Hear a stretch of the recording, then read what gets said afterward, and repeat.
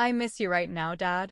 I stood frozen beside my father, my eyes glued to the glowing screen of his smartphone as his thumbs flew across the keyboard with a frantic, almost desperate energy. Reading those words made a shiver race down my spine. It wasn't just a simple "I miss you." It was "I miss you right now," right at this very moment. And the timing couldn't have been more sickening.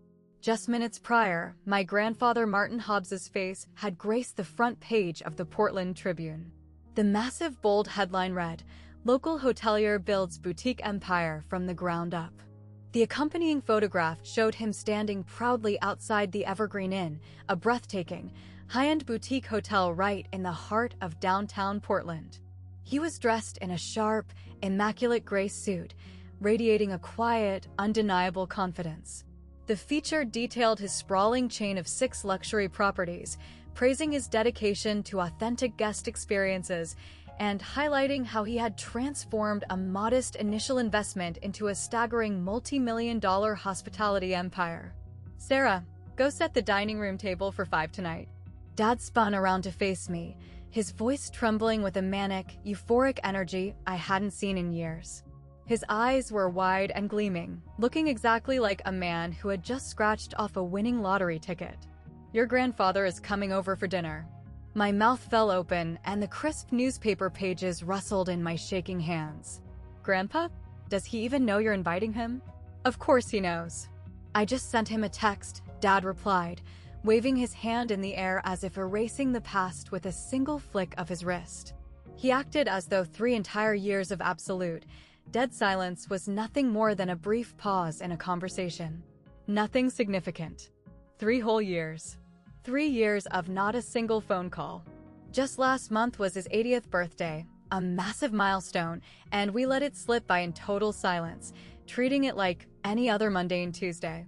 And now, one calculated text message was supposed to magically reel him back into our lives, simply because he was suddenly revealed to be a wealthy, successful tycoon. A wave of nausea rolled through my stomach. Across the room, I watched my mother frantically scrubbing the living room tables, her face tight with anxious determination. She looked like she was prepping the house for visiting royalty. She wasn't doing this because she longed to see her father-in-law. She was doing it because she wanted a piece of his pie. If you are watching this video right now, please take a second to hit that subscribe button and drop a comment letting me know where in the world you're tuning in from. Because what unfolded at our dining room table that night completely shattered my understanding of family, loyalty, and my own moral compass. This is a story about sheer greed, the power of self-respect, and how an 80-year-old man delivered a brutal, unforgettable reckoning to the family that threw him away. My name is Sarah Hobbs. I'm 26 years old, and I work as a marketing assistant at a small tech startup in Portland, Oregon. I was raised in a very standard middle-class household. We weren't swimming in cash, but we never went hungry. My father, David Hobbs, fancied himself a visionary businessman, constantly chasing grand ambitions that rarely ever materialized into actual success. My mother, Patricia, was deeply pragmatic, the kind of woman who mentally calculated the return on investment for every single human interaction she had. And then there was my grandfather, Martin Hobbs. When I was a little girl, he was my favorite person in the world. I cherished our visits to his modest, cozy wooden house in East Portland. It was an older home, but it radiated warmth, and the backyard was a vibrant sea of roses that he pruned and watered with endless devotion. He used to sit me down and say, "Sarah, taking care of a customer isn't just a clock-in, clock-out job. It is a genuine art form." Those words permanently etched themselves into my brain. I vividly remember those lazy Saturday afternoons when we would ride the bus into downtown Portland. He would point at the towering hotel facades, the grand ones and the boutique ones, and share stories from his glory days as a concierge at the Hilton and later as a front desk manager at the Marriott. He taught me the secret to his success, memorizing the names of his guests, noting their favorite drinks or room preferences, and ensuring they felt profoundly valued the second they walked through the revolving doors. "People will forget the exact words you say to them, Sarah," he would tell me, "but they will never, ever forget how you made them feel." But everything in our family dynamic fractured when I turned 13. My parents started muttering complaints about him under their breath.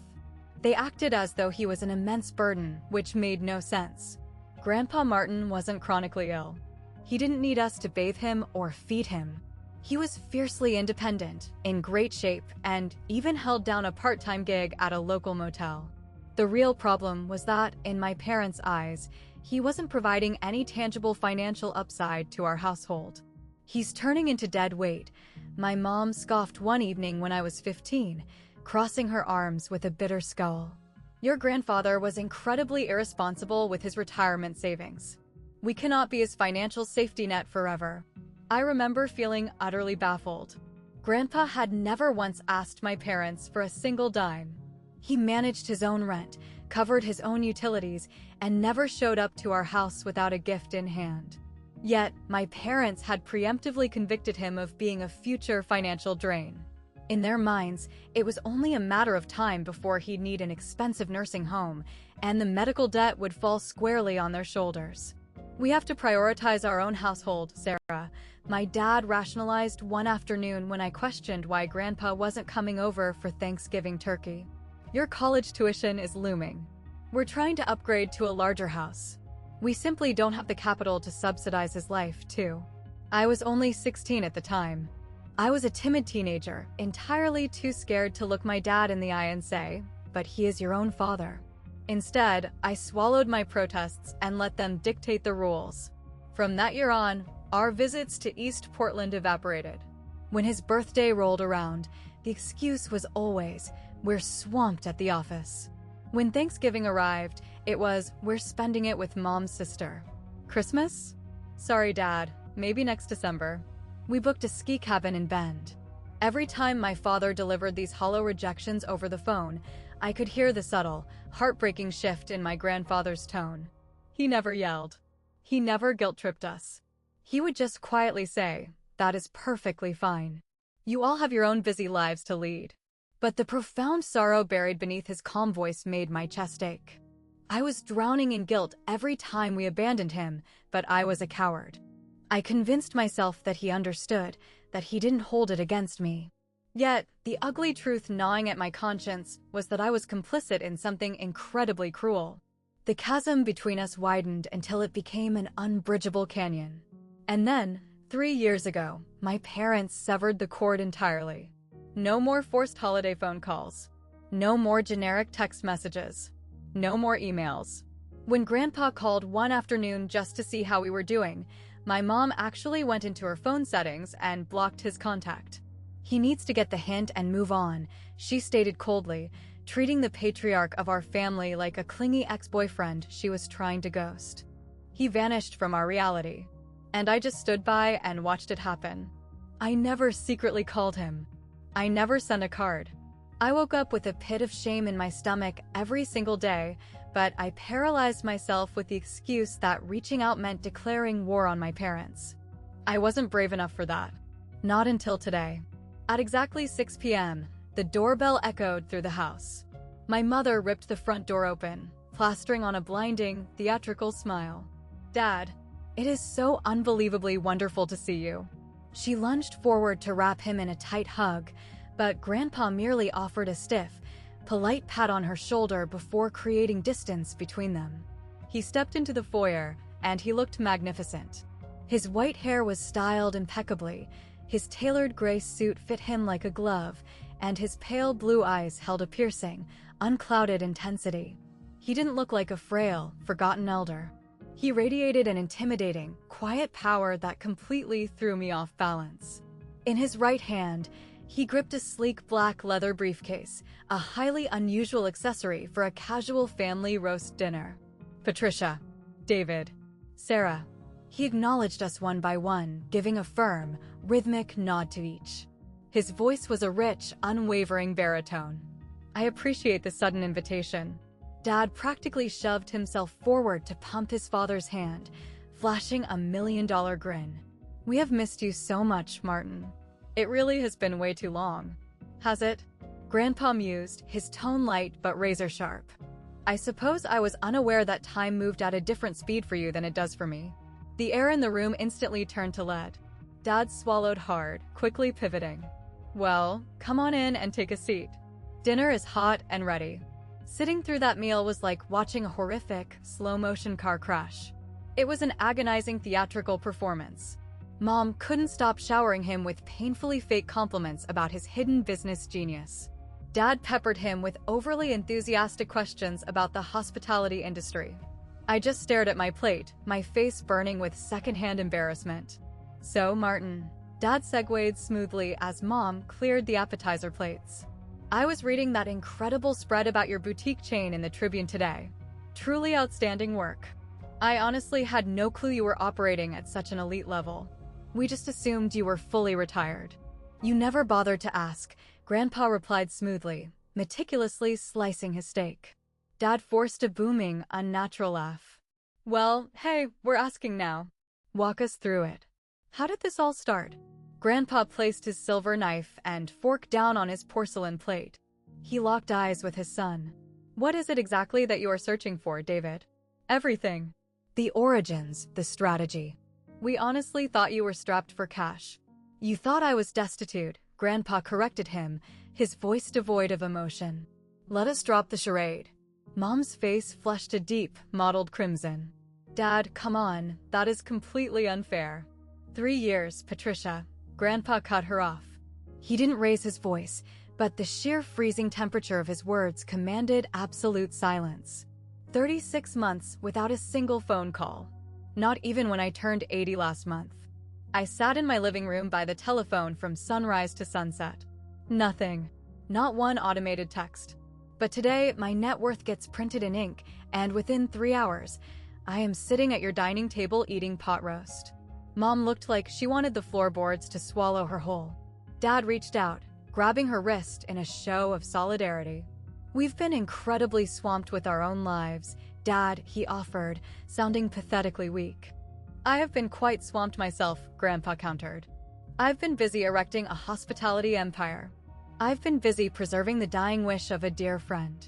I've been busy living a rich, fulfilling life without waiting around for breadcrumbs of affection from relatives who only remember my name when they smell money. I kept my eyes glued to my water glass. The tension was so thick it felt combustible. Dad let out a long, dramatic sigh, deciding to switch his strategy to vulnerability. Look, Martin, I admit it. We have been terrible to you, and I carry deep regrets about that. Truly.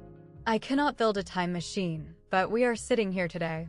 We want to mend fences. Dad paused, letting the silence hang before delivering his practiced pitch. And I want to step in and help you. Help me.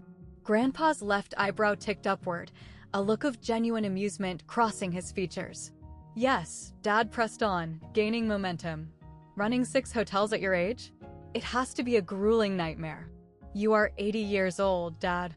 You are supposed to be out on a golf course, not grinding yourself to dust in a boardroom. I have decades of corporate experience. I know operations. Let me shoulder this immense burden for you. I can buy in, take over the daily grinds, maybe even assume full executive control. You can finally travel, breathe, and enjoy your golden years. You've sacrificed enough. And suddenly, the fog lifted. Dad's entire master plan became sickeningly transparent. He wasn't offering a lifeline, he was staging a hostile takeover. He wanted to pry the keys to the kingdom from his aging father's hands. Grandpa smiled. It wasn't a warm smile. It was the chilling grin of a chess grandmaster who had seen checkmate 5 moves ago. That is a remarkably generous proposition, David. Highly generous. But before we map out my golf schedule and your executive takeover, I brought a little reading material for you. He reached down to the floor, unlatched the heavy brass clasps of his black leather briefcase, and extracted a thick, heavily sealed manila envelope. He dropped it directly onto the center of the dining table, right next to the gravy boat. What is this? Mom breathed, leaning forward with the manic eagerness of a kid tearing into a birthday present. Open it and see, Grandpa instructed, leaning back and lacing his fingers over his stomach. Dad ripped the flap open and slid out a massive stack of stapled documents. Almost instantly, the eager color drained out of his cheeks, replaced by a sickly, chalky white. His hands physically shook as he peeled back the first few pages. You are looking at a comprehensive, Audited financial disclosure, Grandpa narrated, sounding like a university professor. It details the complete fiscal health of my enterprise. Gross revenues, operational overhead, profit margins, real estate appraisals, debt-to-equity ratios, and a 36-month cash flow analysis. I figured any astute businessman offering to take over my burden would demand to see the books first. Dad was sweating now. Actual beads of perspiration were forming on his forehead. Mom impatiently snatched a section of the packet from him, her eyes scanning the columns until they bulged in disbelief. This appraisal states the portfolio is valued north of $12 million, Mom choked out, sounding like she was having a stroke. 12.3, if we're being precise, Grandpa corrected casually. Not too shabby for a deadweight, right? Not bad for an old man who wasn't worth a 5-minute birthday phone call. My breath hitched in my throat. $12 million. My grandfather was an ultramillionaire. The man my parents had treated like a financial leper was sitting on generational wealth. How? Dad stammered, his voice cracking under the weight of his shock. How's this possible? Where did you ever get the seed capital for this? Grandpa's gaze turned glacial. You genuinely want to know? All right. Settle in, David. Let me spin you a tale you would have known a decade ago if you had bothered to pick up a phone. He let his gaze drift toward the ceiling, transporting himself back in time.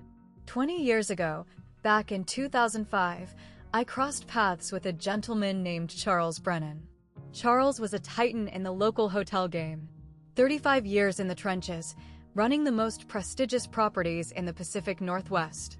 The man was an absolute visionary, but his body was failing him. Stage 3 lung cancer. The oncologists told him he had 5 years left on the clock. Maybe fewer. Grandpa took a slow, deliberate sip from his water glass. Charles had a dream. He hated the sterile, copy-paste corporate chains. He wanted to pioneer a network of boutique inns that delivered soul, warmth, and hyperlocal authenticity. Tiny properties, maybe 15 or 20 rooms, where every detail mattered. He wanted to leave behind a legacy of genuine hospitality. And he came to me. He needed a partner he could implicitly trust, someone who had worked the front desks and understood the heartbeat of the guest experience. He asked me to buy in. You had the capital to buy into commercial real estate? Mom blurted out, her tone dripping with involuntary condescension. Grandpa looked at her with profound pity. I had savings, Patricia. $200,000 of hard cash, saved over 4 decades of unglamorous, grueling work. I amassed it by living far beneath my means, by driving 10-year-old sedans, by cooking dinner in my kitchen instead of blowing it at fancy bistros. I built that nest egg by choosing not to buy flashy garbage just to impress neighbors who couldn't care less about me. Dad's jaw visibly clenched, his neck flushing a dark, embarrassed red. Charles and I launched our first venture in Eugene, the Oakwood Inn. 16 rooms, gorgeous wood paneling, a roaring stone fireplace in the lobby. In the early days, we were the entire staff. I ran the front desk, managed the housekeeping, and acted as concierge. Charles handled the back-end logistics and marketing. It was exhausting, back-breaking labor. But it was honest, and we were building a sanctuary. A soft, nostalgic light warmed Grandpa's eyes. We hit profitability in 18 months. We parlayed that into a second lodge in Bend. Then we expanded to Portland, Salem, Ashland, and finally Cannon Beach. Every single one is distinct.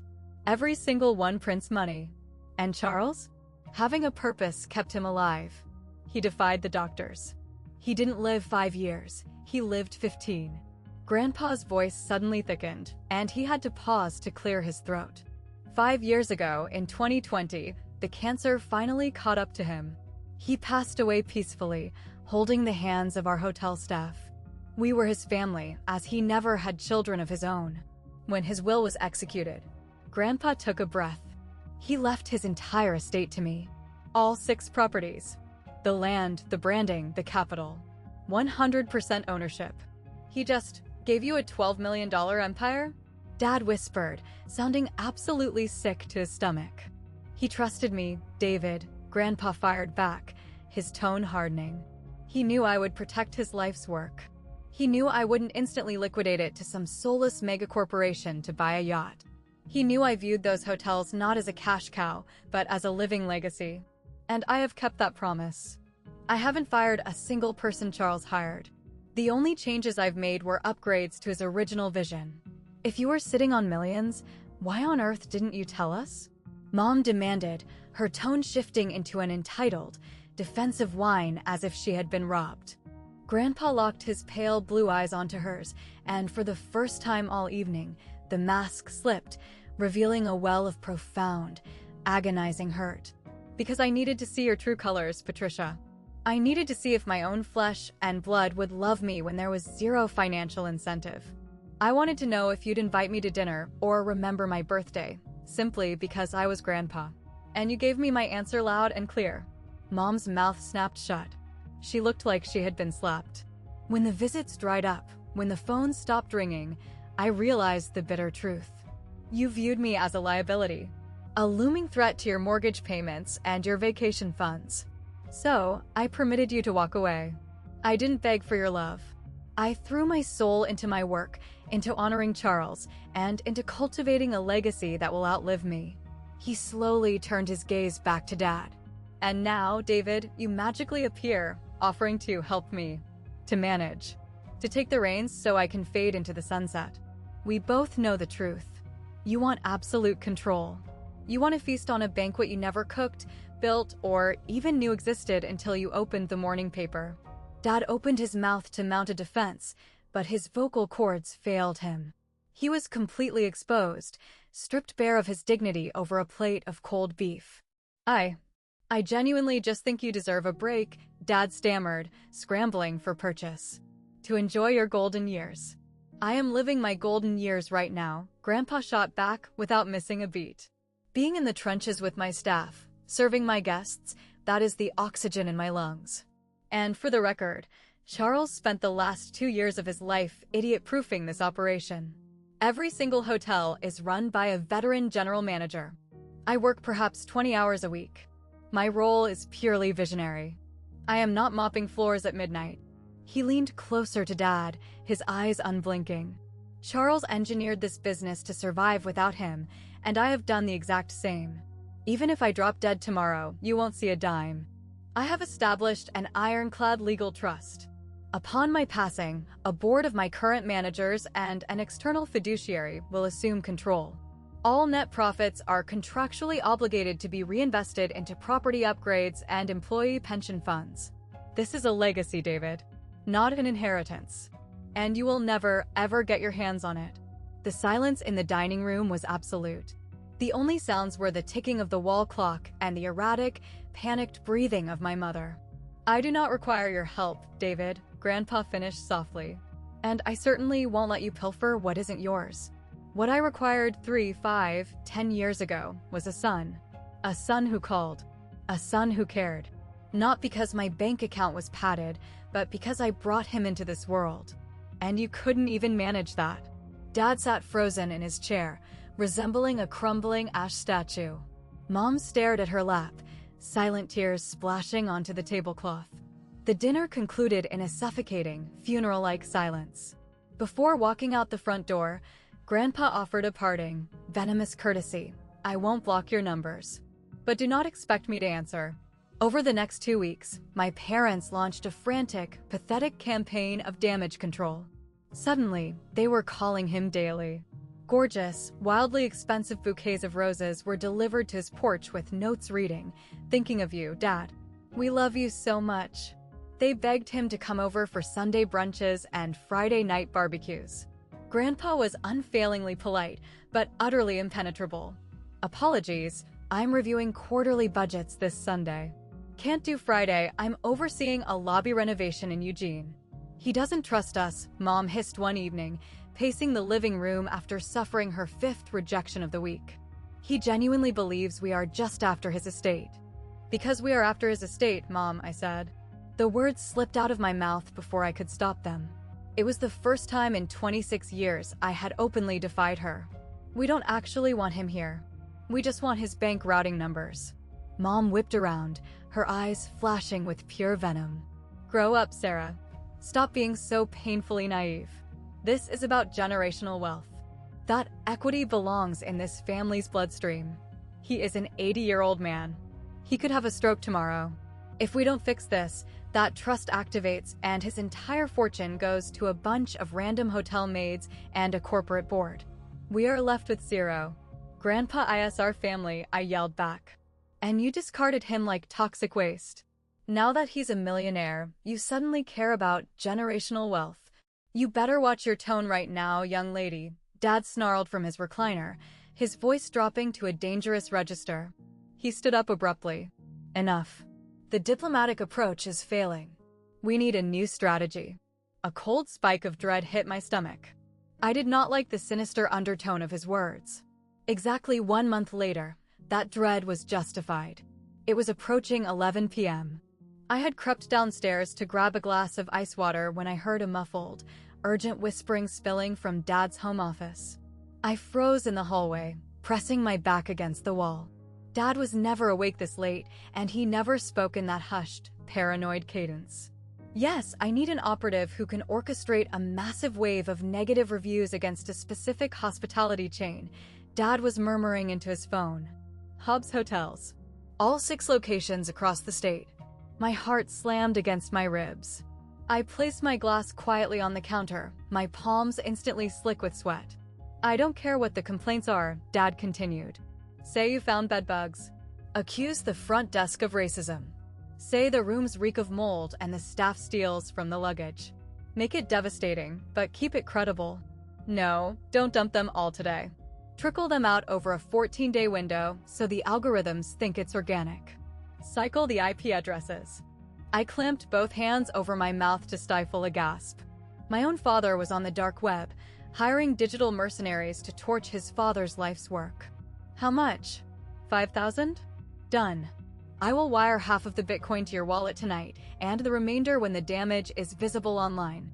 And remember, 0 digital footprint linking back to me.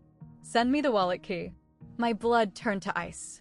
This wasn't just petty family drama anymore. This was a felony. It was orchestrated corporate sabotage, defamation, and wire fraud. If he was caught, he was looking at serious prison time.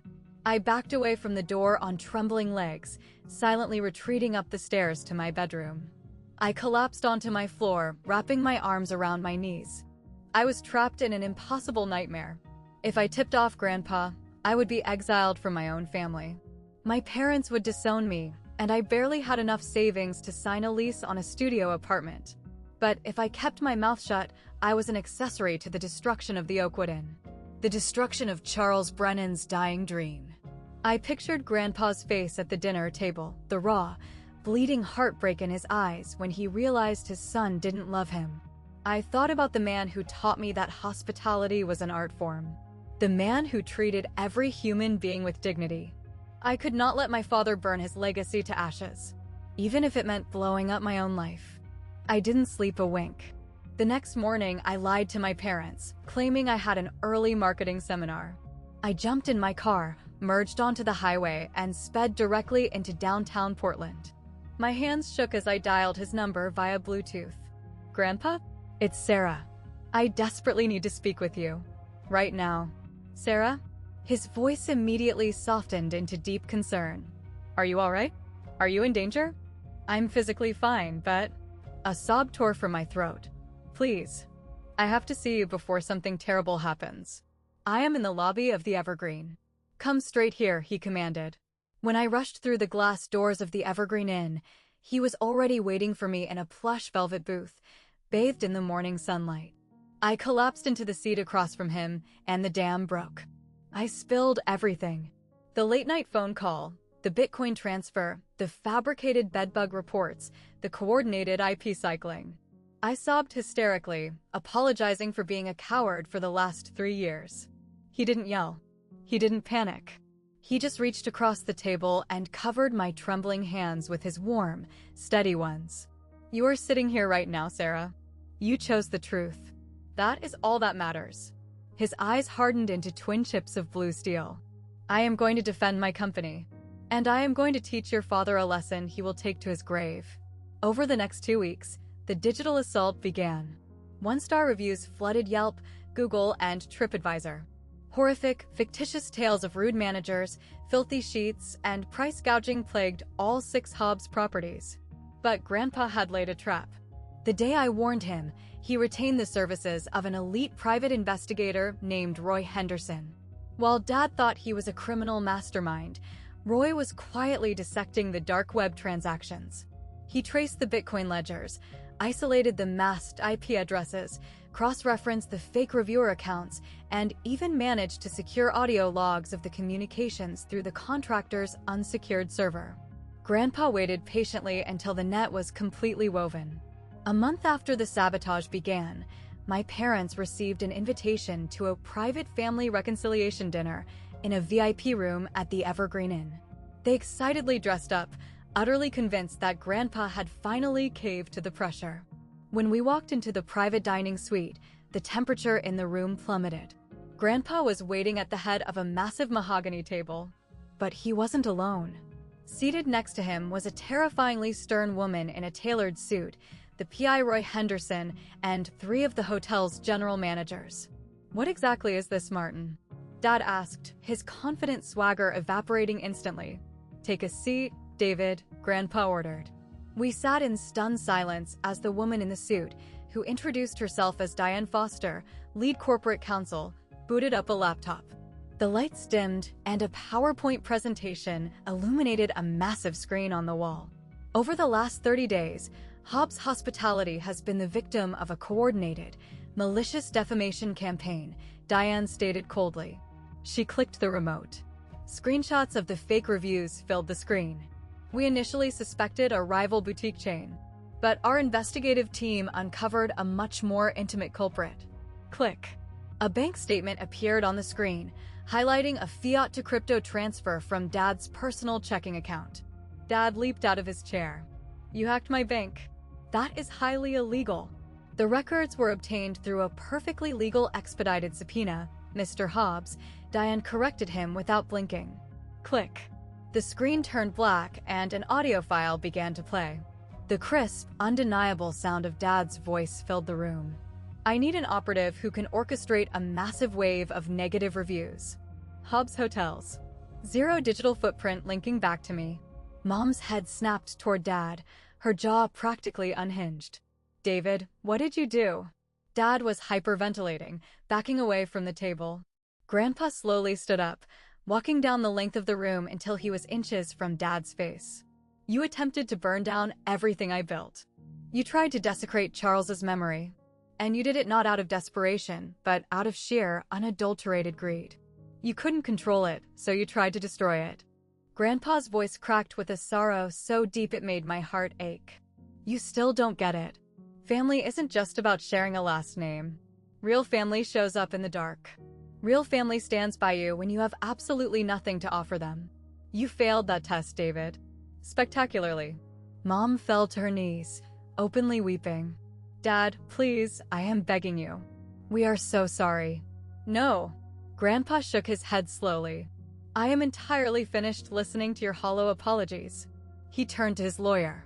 "Diane, present his options." Diane folded her hands. "We have drafted a comprehensive civil suit for malicious defamation, tortious interference, and severe economic damages. Furthermore, we have a packaged dossier ready to hand over to the district attorney for felony wire fraud. If prosecuted criminally, you are looking at up to 5 years in federal prison and a minimum of $125,000 in statutory fines." Dad's legs gave out. He collapsed back into his chair, looking like a man marching to the gallows. "Martin, please. I will do anything. Anything you want." "Anything?" Grandpa whispered.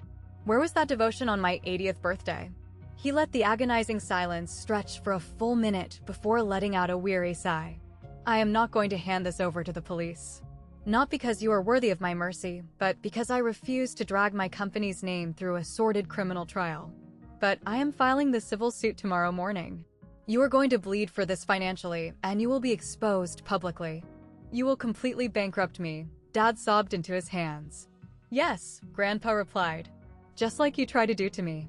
The fallout was swift and merciless. Dad tried to mount a legal defense, but the digital paper trail was bulletproof. Within weeks, a judge ruled heavily in Grandpa's favor, slapping my father with a staggering $850,000 judgment for punitive and economic damages. Dad didn't have anywhere near that kind of liquidity. He had recently poured his savings into a catastrophic real estate flip. To satisfy the court order, my parents were forced into total liquidation. We lost the beautiful, sprawling suburban house I grew up in. Their cars were sold. Their investments were drained. They were forced to sign a lease on a cramped, dingy apartment in East Portland, the exact neighborhood my mother used to turn her nose up at.